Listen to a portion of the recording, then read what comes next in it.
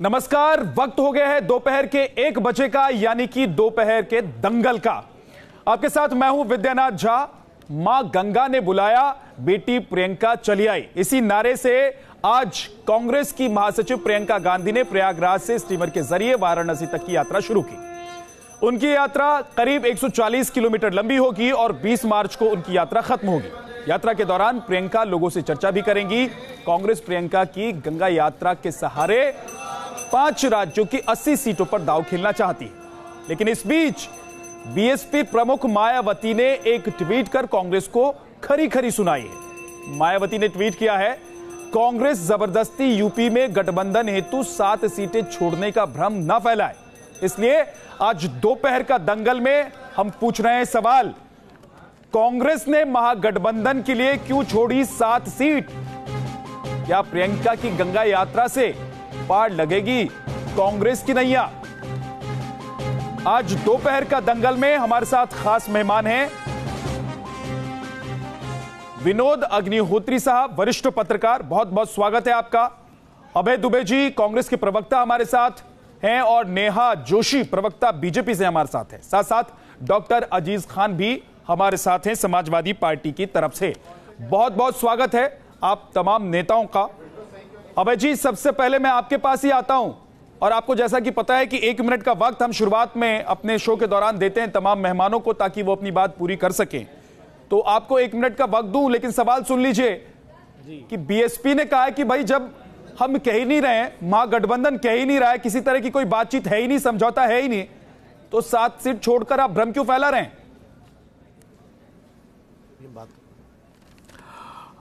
देखिए, पहली बात तो मैं कहना चाहता हूं, प्रियंका जी परिपक्वता, प्रतिभा, परिश्रम, परिणाम, इनसे जो सब कुछ निकलता है वो प्रियंका गांधी जी हैं। और अमृत तेरा नीर है जीवन का आधार, माँ गंगा आशीष दे भव सागर हो पार। तो उत्तर प्रदेश की परेशानियों को भवसागर पार कराना है, ये मानस कांग्रेस पार्टी ने बना लिया।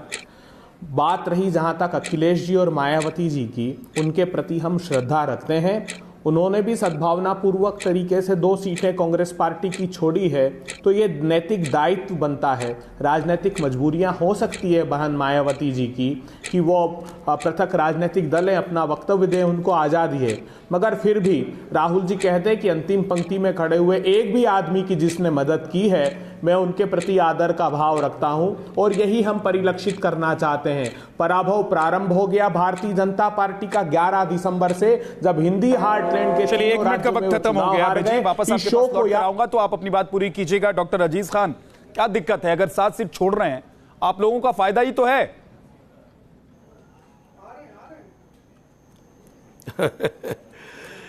देखिए विद्यानाथ जी, आप बड़े पत्रकार हैं, आप इस बात को समझते हैं कि देखिए अभी जिस तरीके से बीजेपी ने बेसिकली 5 साल में जिस तरीके से उसका कारनामा रहा है और इस देश की जनता को उसने गुमराह किया है, देश की जनता में एक बड़ा आक्रोश है और जनता जो है वो कहीं ना कहीं उस आक्रोश में बीजेपी के खिलाफ पूरी तरह से चौराहे पर निकल गई है। सच्चाई यह है कि आपने देखा इससे पहले जो उपचुनाव हुआ और उस उपचुनाव में आप इस बात को समझ सकते हैं कि हमने मुख्यमंत्री और उप मुख्यमंत्री, जो बहुत अहम सीट थी दोनों, उसको हमने हराया है और उसमें कांग्रेस हमारे साथ नहीं थी। आप इस बात को समझ सकते हैं क्योंकि ये कहीं ना कहीं बीजेपी के खिलाफ जो जान आक्रोश है। आज सच्चाई ये है कि हमारा जो गठबंधन है इस उत्तर प्रदेश में, वो पूरी तरह से बीजेपी के नीतियों के खिलाफ और बीजेपी पर पूरी तरह से भारी है। हम कह सकते हैं कि आज बीजेपी इस गठबंधन से घबराई हुई है। ठीक है, 1 मिनट का वक्त खत्म हो गया है। डॉक्टर अजीज खान साहब, वापस आपके पास लौट कर आऊंगा, लेकिन आप शायद ये कहना चाह रहे हैं, जो समझ में आ रहा है, कि क्योंकि आप लोग बीजेपी के खिलाफ मजबूत हैं और कांग्रेस की जरूरत नहीं है, इसलिए कांग्रेस को साथ लेने की जरूरत भी नहीं है। विनोद जी, क्या यही गठबंधन की नीति और नीयत होती है? जरूरत है तो साथ आएंगे और जरूरत नहीं है तो अगर आपने सीट छोड़ भी दी तो हम सवाल उठाएंगे। देखिए, गठबंधन में सबसे बड़ी जरूरत होती है विश्वसनीयता। और किसी भी गठबंधन के, आज अगर नरेंद्र मोदी इस महागठबंधन को महामिलावट कहते हैं तो इन्हीं नेताओं के इन्हीं बयानबाजी और इन्हीं कृत्यों के कारण कहते हैं, क्योंकि कब आप साथ हैं, कब आप एक दूसरे से अलग हैं, ये स्पष्ट नहीं है। अभी अगर आप 1 महीने पहले सपा बसपा और कांग्रेस के प्रवक्ताओं की बातचीत सुनते तो ऐसा लगता था हाँ क्या शायद घुल रहा है आपस में बिल्कुल मिल करके। आज मायावती जी ने कह दिया हमें ज़रूरत नहीं है कांग्रेस की। मुझे लगता है कि कहीं न कहीं थोड़ा सा मायावती जी को भी एक बड़प्पन दिखाना चाहिए था। अगर कांग्रेस ने उनके लिए 7 सीटें छोड़ी हैं तो उनको चुप रहना चाहिए था, ठीक है छोड़ दी। लेकिन चूंकि उनको ये संदेश देना है कि नहीं उत्तर प्रदेश में कांग्रेस है ही नहीं, कांग्रेस बिल्कुल बाहर है, उसकी कोई हैसियत नहीं है, इसलिए उनको ये बोलना पड़ा। ये उन्होंने बोला, ये एक रणनीतिक बयान है और मुझे लगता है कि इससे गठबंधन की विश्वसनीयता पर आंच आती है।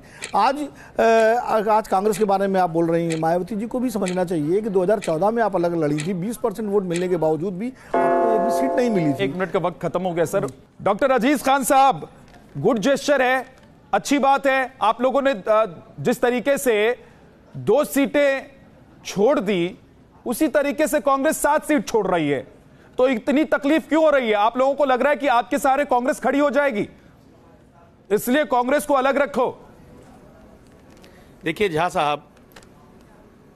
साहब एक बात समझिए, देखिए हम समाजवादी लोग हैं और समाजवादी लोग संस्कारिक होते हैं और हमने संस्कार को बरकरार रखा। हमने 2 सीटें कांग्रेस के लिए, कांग्रेस के बड़े नेताओं के लिए हमने छोड़ा है, ये हमारा संस्कार है। दूसरी बात मैं आपको बताना चाहूंगा कि आज जिस तरीके से पूर्वांचल की लड़ाई है और जिस तरीके से वहां आक्रोश है, आप इस बात को समझिए, मां गंगा के नाम पर मैं पूछ रहा हूं, गंगा ने अगर आप लोग छोड़े तो संस्कार है और कांग्रेस छोड़ दे तो सवाल है। सर ये तो राजनीति है ना। नहीं, आप लोग ये छोड़े तो संस्कार और कांग्रेस छोड़े तो अहंकार। सर मुझे कंप्लीट, झा साहब सर मुझे कंप्लीट करने दीजिए झा साहब। ठीक है सर। झा साहब देखिए, गंगा के नाम पे राजनीति नहीं होनी चाहिए। उसी गंगा में क्रूज चलाया जा रहा है जिसमें शराब परोसने वाली क्रूज को, आप देखिए लोकसभा का चुनाव आया, शराब परोसने वाली क्रूज को चलाया जा रहा है। मां गंगा को भी गंदा कर दिया गया, अपवित्र किया जा रहा है, सफाई तो किया नहीं गया।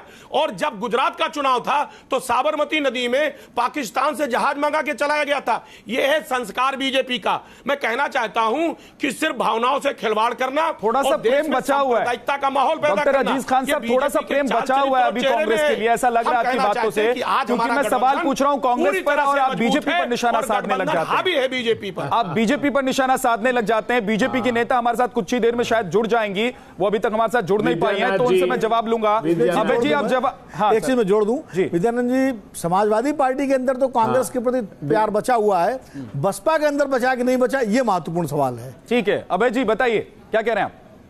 विद्यानाथ जी देखिए, मैं हतप्रभ हूं विद्यानाथ जी, आप क्यों फिर भी इसमें जब समाजवादी पार्टी, बहुजन समाज पार्टी अगर वो ये परिलक्षित करती है कि हाँ कुछ सद्भाव है प्रतिपक्षियों में, तो भी आप हर संभव कोशिश करते हैं कि उसमें भी खोट ढूंढ लिया जाए।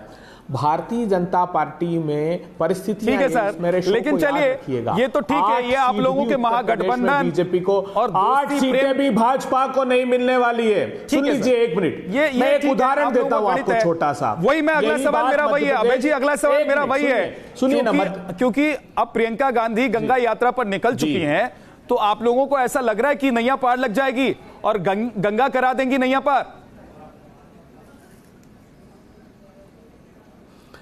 देखिए, मां गंगा की सौगंध तो खूब खाई थी प्रधानमंत्री जी ने। क्या कहा सर्वोच्च अदालत ने देश की कि 200 वर्ष में भी साफ नहीं हो सकती जिस प्रकार आपका इरादा है। एनजीटी ने कहा, क्या कहा, अ ड्रॉप ऑफ वाटर भी भारतीय जनता पार्टी की सरकार ने, प्रधानमंत्री जी ने साफ नहीं किया।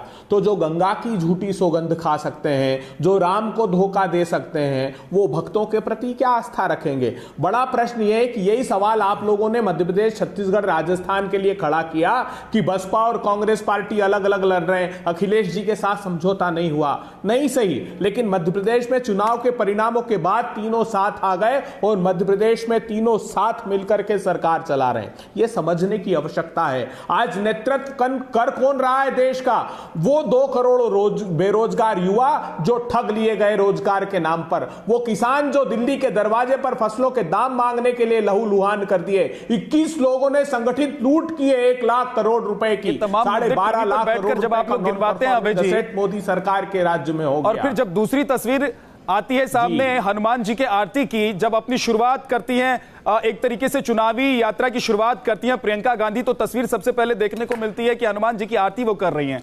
तो सॉफ्ट हिंदुत्व को भी आप छोड़ना नहीं चाहते हैं आप लोग सॉफ्ट हिंदुत्व के साथ साथ आगे बढ़ना भी चाहते हैं, बातें आप विकास की भी करना चाहते हैं, जिस पर पहले ही बीजेपी बैटिंग कर रही है।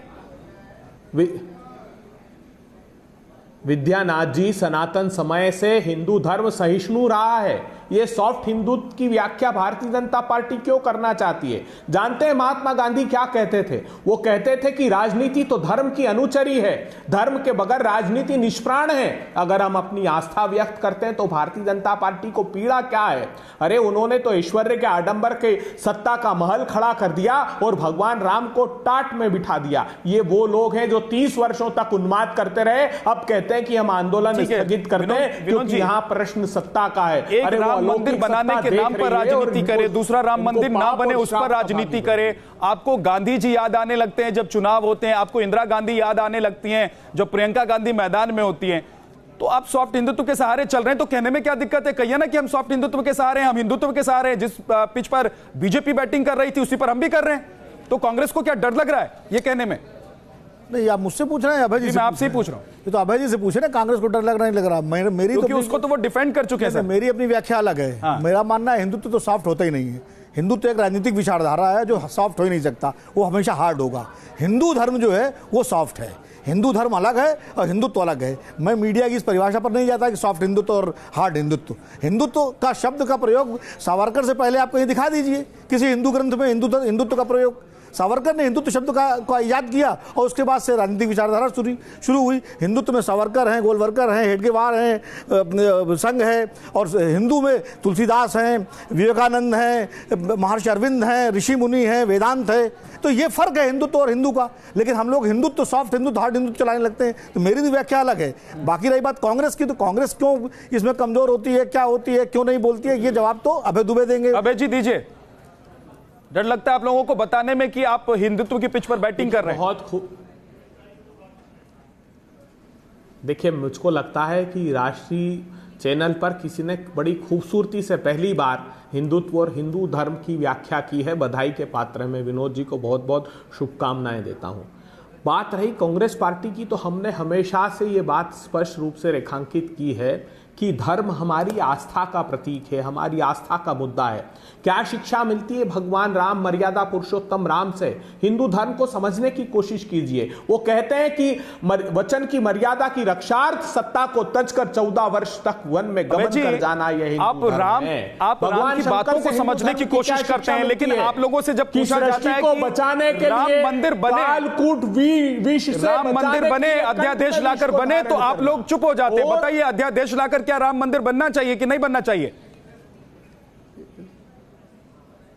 ये प्रश्न तो वो सत्ता लोलुप भाजपा से आपको पूछना चाहिए। उससे मैं पूछ लूंगा, लेकिन मैं आपसे पूछ रहा हूं कि आप लोग इस फेवर में हैं कि नहीं है? के लिए तो क्योंकि सहयोग तो आप लोगों को भी करना पड़ेगा ना सदन में। विद्याना, देखिए, कहा किसने कहा आपको हमको सहयोग करना पड़ेगा? यही तो कहता है विश्व हिंदू परिषद कि ज्वाइंट पार्लियामेंट्री सेशन बुलाइए प्रधानमंत्री जी, इधर उधर की बात मत करिए और पास कर दीजिए आर्टिकल 108 में, बुलाइए ज्वाइंट पार्लियामेंट्री सेशन और कानून पास कर दीजिए। किसी समाजवादी की, किसी कांग्रेसी की, किसी बसपा की जरूरत नहीं है। क्यों नहीं करते? ये इसका जवाब देते वेदांती महाराज राम जन्मभूमि न्यास पीठ के। वो कहते हैं कि ये लोग कहते थे कि ये तो मुद्दा राजनीतिक है, अगर मंदिर बन गया तो मुद्दा समाप्त हो जाएगा। उन्होंने खुद स्टिंग ऑपरेशन में ये बात करी जो भारतीय जनता पार्टी की भावनाओं को साफ रखती है। हमने पहले दिन से कहा कि न्यायालय का निर्णय शिरोधार्य होगा। कांग्रेस पार्टी ने पहले दिन से ये बात कही है। ये तो भारतीय जनता पार्टी है जो सत्ता की भूख की वजह से चाहती है। मंथरा के अनुयायी है, भगवान राम वनवास भोगते रहे और ये सत्ता भोगते रहे। ठीक है डॉक्टर अजीज खान साहब, गंगा के सहारे 80 सीट 5 राज्यों में है लोकसभा की, जिस पर सीधे सीधे कांग्रेस की नजर है। उत्तर प्रदेश की सीटें भी निपट जाएगी, फिर तो आप लोग खाली हाथ रह जाएंगे।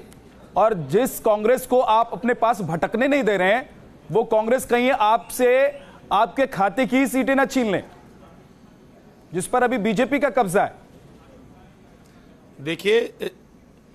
देखिए जहाँ साहब, ये कोल काल्पनिक बातें हैं और इस तरीके का चर्चा करना, मुझे लग रहा है ये आपकी अपनी व्याख्या हो सकती है, इस पे मेरा कोई कमेंट नहीं है।